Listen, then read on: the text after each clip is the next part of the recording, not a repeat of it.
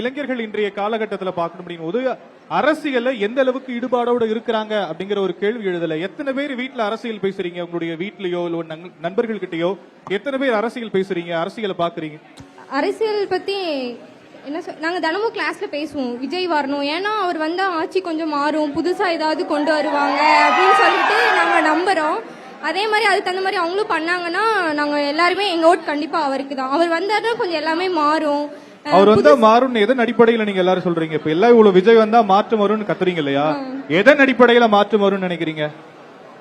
அவர் ஏதாவது ஒரு யோசிச்சிருப்பாரு, நம்ம வந்தா இந்த மாதிரி ஏதாவது அவங்க மக்களுக்கு பண்ணலாம், இல்லாதது ஒண்ணு புதுசா கொண்டு வரலாம் அப்படின்னு சொல்லிட்டு அவர் என்ன யோசிச்சிருப்பாரு? என்ன யோசிச்சிருப்பாருன்னா, இப்போ நிறைய பேத்துக்கு இவங்க சொன்ன மாதிரி தான் எஜுகேஷன் லோன்லாம் வந்துட்டு சில பேத்துக்கு கிடைக்காம. அரசியல் அப்படிங்கிறது விஜய் மட்டும் தானா? விஜய் மட்டும் தான் சொல்லல, வரலாம். ஆனா எங்களுக்கு வந்துட்டு தமிழ்நாட்டு அரசியல் இல்ல, இந்திய அரசியல் இருக்கு, உலக அரசியல் இருக்கு, அத பத்தி எல்லாம் பேசுவீங்களா? அத பத்தி பேச மாட்டோம். நாங்க இவர் வரத பத்தி நாங்க ரொம்ப இதா இருக்கோம், ஆர்வமா இருக்கோம். இவர் வந்தாருன்னா கொஞ்சம் நல்லா இருக்கும். வீட்டுல வந்து அப்பா அம்மா 2 பேரும் வந்து அந்த காலத்துல இருந்தே இப்ப டிஎம்கே ஏடிஎம்கேன்னு ஓட்டு போட்டு 2 மாறி மாறி தான் வருது. அதனால எங்க கிட்டயும் என்ன சொல்றாங்கன்னா, இந்த மாதிரி அதுக்கே ஓட்டு போடலாம், ஏன்னா அவங்க தான் இதெல்லாம் நம்மளுக்கு செஞ்சிருக்காங்க, நம்மளுக்கு அந்த டிவி தராங்க, அது தராங்க, அதுக்கும் நீயே அதுக்கு ஓட்டு போடு அப்படின்றாங்க. இப்ப நம்மளுக்கு என்ன தோணும், இப்ப நாங்க இளைஞர்கள் தானே, எங்களுக்கு ஃப்ரெஷ்ஷா இருக்கும் மைண்டு.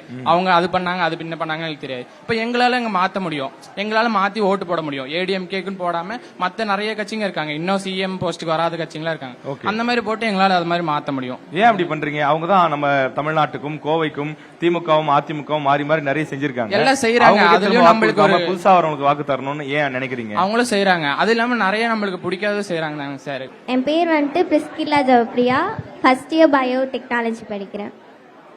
எங்க வீட்டில் வந்துட்டு நாங்க பேரண்ட்ஸ் கூட அரசியல்லாம் பேசுறப்போ அவங்க சொல்லுவாங்க, இப்போ வந்துட்டு இப்ப இருக்க ஆட்சியில என்னென்ன தவறுகள்லாம் அவங்க பண்றாங்க, நீ வந்துட்டு ஓட்டு போடுறப்போ அவங்க ஆட்சியாளர்கள் வந்துட்டு என்ன பண்ணணும்னு நீ வந்துட்டு இப்போ இருக்க ஆட்சியிலேருந்து கற்றுக்கணும் அப்படிங்கிற மாதிரிலாம் சொல்லுவாங்க.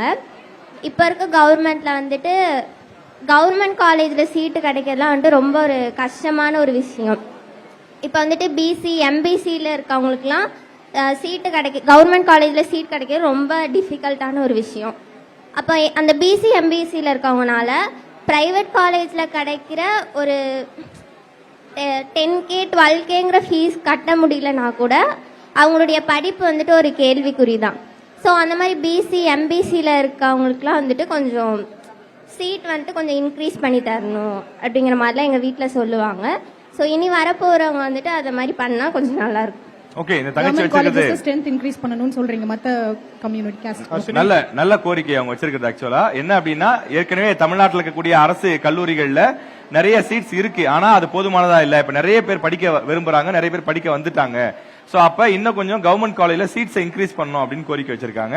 ஆட்சியாளர்கள் கேட்டுட்டு இருக்காங்க. கட்டாயமா வரக்கூடிய தேர்தல்ல இதையே தேர்தல் வாக்குறுதியா கண்டிப்பா கொடுப்பாங்க. அதை வந்த பிறகு செஞ்சு கொடுப்பாங்கன்னு நம்புவோம். இந்த தங்கச்சிக்கு எல்லாம் ஒரு பெரிய கிளாப்ஸ்.